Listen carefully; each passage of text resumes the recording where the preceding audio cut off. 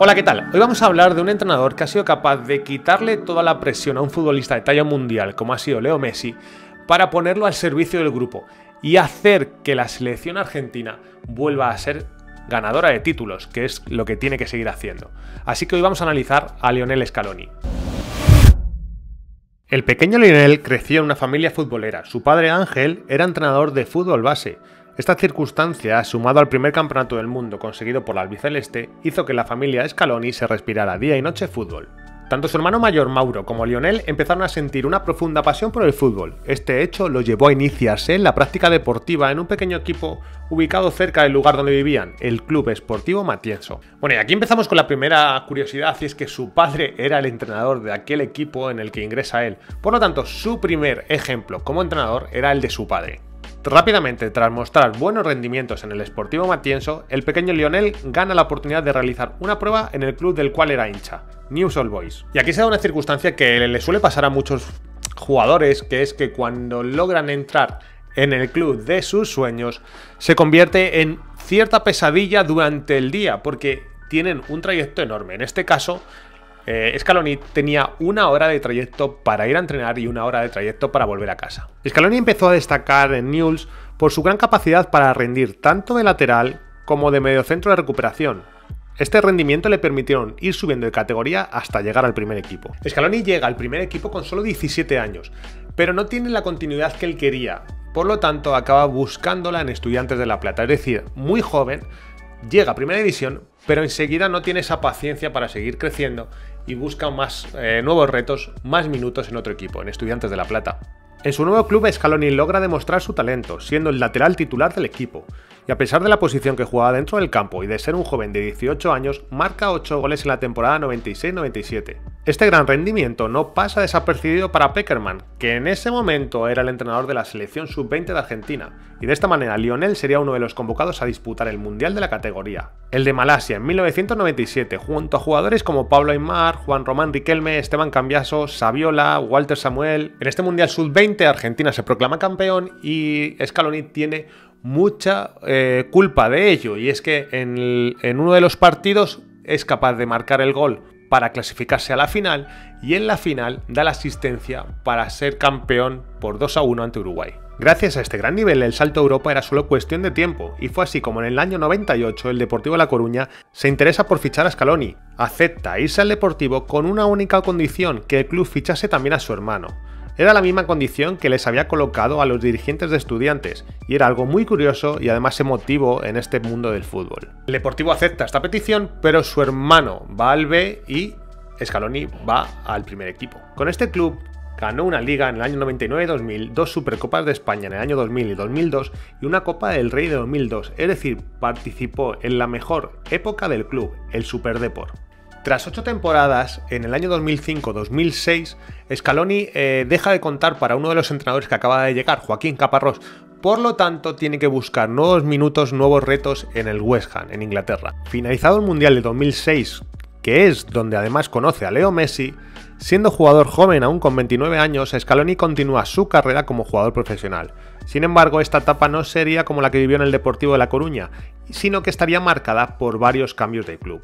En la temporada 2006-2007 juega para Racing de Santander, después se marcharía a la Serie A con el Lazio, después se marcharía al Mallorca y finalmente en 2013 llegaría al Atalanta de la Serie A, con el que cerraría su carrera como futbolista profesional en el año 2015 a sus 37 años. Y tras colgar las botas llega su etapa como entrenador y empieza a sacarse los títulos oficiales mientras vive en una de las ciudades de uno de los clubes con los que había trabajado, que era el Mallorca, que él empezaba a dar sus primeras oportunidades como entrenador. Pero todo cambia, porque a finales del año 2016 el entrenador argentino Jorge Sampaoli se convertía en el nuevo entrenador del Sevilla, con lo cual al conformar su cuerpo técnico pensó en Scaloni. Y todo esto porque traía una trayectoria como jugador que era importante. Sobre todo Sampaoli se fijaba en 2 aspectos: la primera, su capacidad de análisis, y la segunda, su comunicación con los jugadores. Y en 2017 la selección argentina atravesaba una de sus épocas más difíciles, pues a pesar de contar con una gran camada de jugadores, la albiceleste venía de perder 3 finales, la del Mundial 2014 y las Copas Américas del 2015 y del 2016. Tras este caos, la AFA contrató a Sampaoli, que sin olvidarse de sus ayudantes, sumó a su cuerpo técnico a Scaloni para que desempeñara el mismo rol que tenía en el Sevilla. La llegada de Sampaoli parecía que iba a ser el punto final a una época de fracasos, por así decirlo. Realmente habían llegado a varias finales de títulos importantes, pero no habían sido capaces de consolidarlo. Y con la llegada de Sampaoli se pretendía cortar con ese ciclo.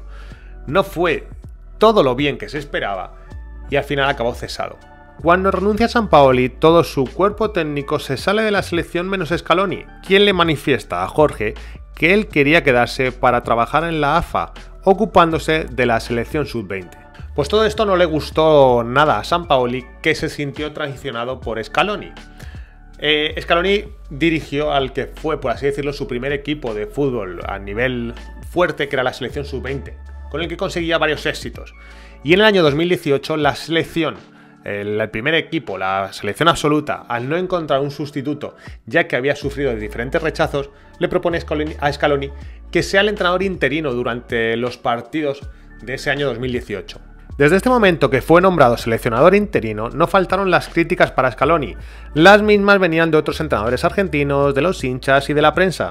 Todos decían que no tenía experiencia y por lo tanto no estaba preparado para dirigir a la selección. Y una de las cosas muy positivas de Scaloni es que le daba igual el ruido de fuera. Él montó su cuerpo técnico con exjugadores profesionales que tenían mucho renombre, como puede ser Aimar o como podía ser Samuel. A este cuerpo técnico también se le sumó Roberto Ayala, y el objetivo que se propuso Scaloni, sin importar el tiempo que le diera en la selección, era buscar el recambio generacional de la selección. Y por eso en los primeros amistosos que dirigió, dio descanso a jugadores como Di María, Messi, Agüero o Otamendi para empezar a darle espacios a los nuevos jugadores que serían la base de la selección. Lo Celso, Lautaro, Paredes, De Paul, Ocampos, Montiel, Dybala. Y luego, como veremos en la pizarra, le dio cierto poder defensivo y algunas pautas a nivel ofensivo que harían una selección bastante potente para enfrentar los siguientes retos que tenía. Todos estos resultados que tuvo dieron al presidente de la AFA el poder para nombrar a Scaloni seleccionador hasta la Copa América del año 2019. En este nuevo e importante desafío, Scaloni mantiene a los jugadores que venía convocando y además le suma la experiencia de Messi, Agüero, Otamendi y Di María. A pesar de una floja fase de grupos, en la segunda fase del torneo, los dirigidos de Scaloni empezarían a mostrar un mejor fútbol, derrotando 2-0 a Venezuela en cuartos de final.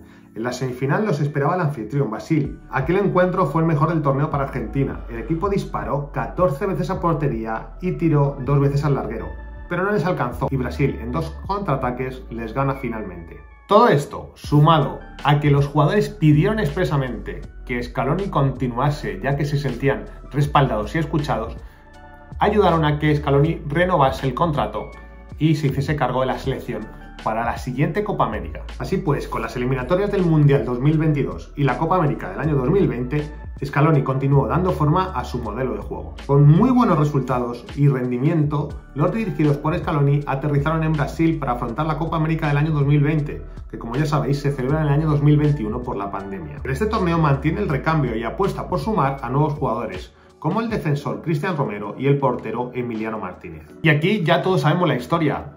Argentina gana 1-0 a Brasil en la final y después de 28 años sin títulos logra darle una nueva Copa América y a Leo Messi quitarle esa espina que venía trayendo. Scaloni, con 43 años y apenas habiendo dirigido 33 partidos, logra ganar un título internacional y posicionar al albiceleste como una de las fuertes candidatas para ganar la Copa del Mundo 2022. Bien, y ahora vamos a la pizarra a analizar cómo juega este equipo de Scaloni. Vamos a ello.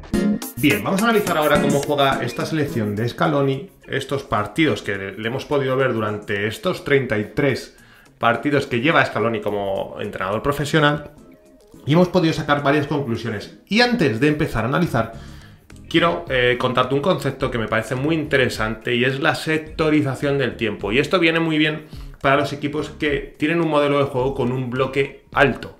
Es decir, que quieren presionar arriba y que obviamente no puedes presionar alto todo el partido porque el desgaste físico es imponente. Además, si tienes jugadores de una calidad muy alta, es decir, superlativos dentro de tu equipo, el hacer esto y solicitarles esto, lo que provoca es un desgaste para poder tener esa suficiente energía para poder efectuar los ataques con calidad. Y esto le ocurre a la selección argentina, y es que tiene jugadores tan importantes como pueden ser Leo Messi, puedes tener a jugadores como puede ser Di María, tienes jugadores como Ocampos, que también está participando, tienes jugadores como Lautaro, es decir, jugadores que tienen mucha calidad, jugadores que tienen muy buen toque de balón, jugadores que ese esfuerzo extra que se les pide a la hora de presionar es realmente les desgasta. Entonces, la sectorización por tiempos funciona de la siguiente manera, es que divides el tiempo, ¿vale? El primer tiempo lo divides en periodos, ya pueden ser de 10 o de 15 minutos, o incluso si tienes un equipo físicamente fuerte, de 20 minutos. Luego dejas los últimos 5 minutos para tu elección, ¿vale? En función de cómo haya ido el partido.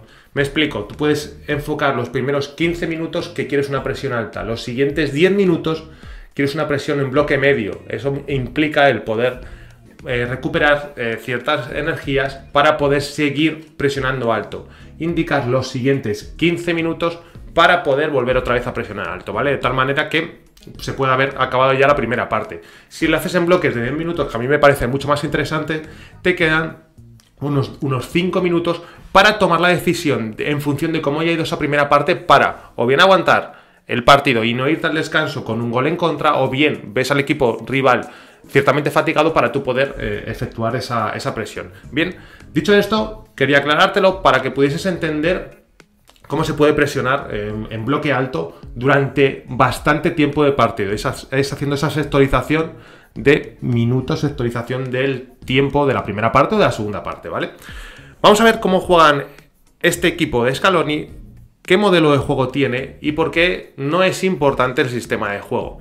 Ya lo hemos escuchado varias veces a todos los que sois amantes de la selección argentina, que para Scaloni el sistema de juego no es tan importante como el posicionamiento que ocupan los jugadores en función de cómo vaya el partido, o en función de cómo esté situado el balón, o en función de los movimientos defensivos que haga el rival. Esto es muy interesante, ya que si el rival hace un salto a una presión, tú tienes que buscar ese jugador que puede estar libre para poder encontrar esa manera de salir airoso de esa situación, ¿vale? Los equipos de Scaloni se caracterizan, o el equipo de Scaloni, mejor dicho, se caracteriza por ser un equipo muy vertical, ser un equipo que no tiene excesivo gusto por tener el balón. Si lo puede tener, lo disfruta, porque tiene jugadores con muy buen toque, pero si no lo tiene, tampoco sufre, ya que tiene el equipo muy preparado para poder ser vertical. Tiene un equipo con jugadores muy rápidos por banda, con jugadores con mucha calidad arriba, por lo tanto se le permite ser muy vertical. Esta presión alta provoca dos cosas. Por un lado, que si son capaces de robar arriba, enseguida tienen la opción de volver otra vez a atacar. Pero eso provoca cierto desorden, ya que si he venido a robar en esta zona de aquí, imaginamos cómo he venido a robar en esta zona de aquí, si logro robar y mi equipo, que hace un press tras pérdida, cerrando espacios y dejando caer jugadores a la zona donde está el balón, esto acaba siendo un robo con un cierto desorden. Es un cierto desorden realmente efectivo, porque deja muy a priori, deja muy libre la decisión del futbolista que tiene el balón para poder efectuar la siguiente acción. Es decir, si veo que hay un compañero que se ha desmarcado, si veo que hay un compañero que está en mejor posicionamiento, si veo que tengo libertad para poder entrar. Es decir, deja mucha libertad en el momento en que he robado. No está marcada la posición por la zona de robo, ya que si he robado en esta zona y hay un desorden, no tiene por qué haber un jugador en banda, porque a lo mejor ha venido hasta aquí para poder cerrar una posible línea de pase. Entonces este desorden es muy positivo cuando eres capaz de robar y tienes jugadores inteligentes y con buen toque para poder hacerlo. Y esto la selección argentina lo tiene. Bien, otro aspecto muy interesante del modelo de juego de Scaloni es que a nivel defensivo, o mejor dicho, en salida de balón, tienen la capacidad de salir jugando, aunque ciertamente terminan sufriendo. Simplemente la presión del rival les genera cierta incomodidad, les genera el ser capaces de encontrar a los jugadores de buen toque que tienen en el centro del campo, el ser capaces de encontrar a su mejor jugador y el tener esa libertad o esa claridad para poder salir jugando. Si logran salir, el rival sufre mucho. el rival sufre mucho porque se encuentran con muchísimo espacio, con los extremos muy abiertos y se encuentran con ese posicionamiento que les permite tener velocidad en el ataque, ser verticales, que es lo que ellos disfrutan. Pero si no logran salir, realmente sufren mucho. En esta pérdida de aquí sufren mucho, ya que no son muy característicos los centrales por su velocidad, sí por su posicionamiento y por su juego, pero no por su velocidad. Entonces ahí es donde realmente puede terminar sufriendo el modelo de juego de Scaloni. Y ya por último, dos aspectos muy interesantes, y es que los delanteros, sobre todo cuando está Lautaro, realizan muchos desmarques. Esto beneficia mucho a este jugador para poder tener libertad a la hora de recibir. Si ese desmarque no se aprovecha, si ese desmarque no se genera con un pase, para poder recibir y encarar, ¿vale? Y este jugador es Leo Messi, es el mejor jugador del mundo, y toda esa libertad que le genera los espacios a través de los desmarques de ruptura que realizan sus jugadores, sus compañeros, le generan mucho espacio. Recalcar que ya hemos explicado antes que Messi no tiene esa presión añadida, sino que es un elemento más del juego, no tiene que pasar todos los balones por él, es un elemento más del juego que le permite al equipo sacarle el máximo rendimiento. Y ya por último, la parte también muy interesante es que jugadores con tan buen toque exige que haya un sacrificio.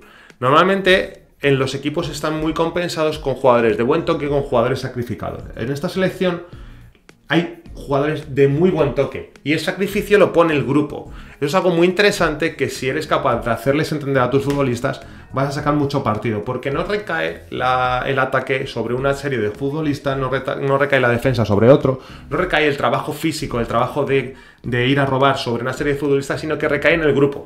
Están muy repartidos todos los esfuerzos a nivel de ataque y están muy repartidos todos los esfuerzos a nivel defensivo. Por lo tanto, es algo que es muy gratificante para el grupo, une mucho al grupo, hace ese sentimiento de pertenencia dentro del grupo para poder conseguir los objetivos a nivel global mucho más potente. Así que me parece también un dato muy interesante, que si eres capaz de aplicar con tus jugadores vas a sacar mucho potencial. Y nada, hasta aquí este vídeo del modelo de juego de toda la historia de Lionel Scaloni, una historia realmente breve en lo que es el periodo que lleva él como jugador profesional, como entrenador profesional, pero muy con una vista y con un potencial bastante interesante que veremos en el siguiente mundial seguramente con esta Argentina.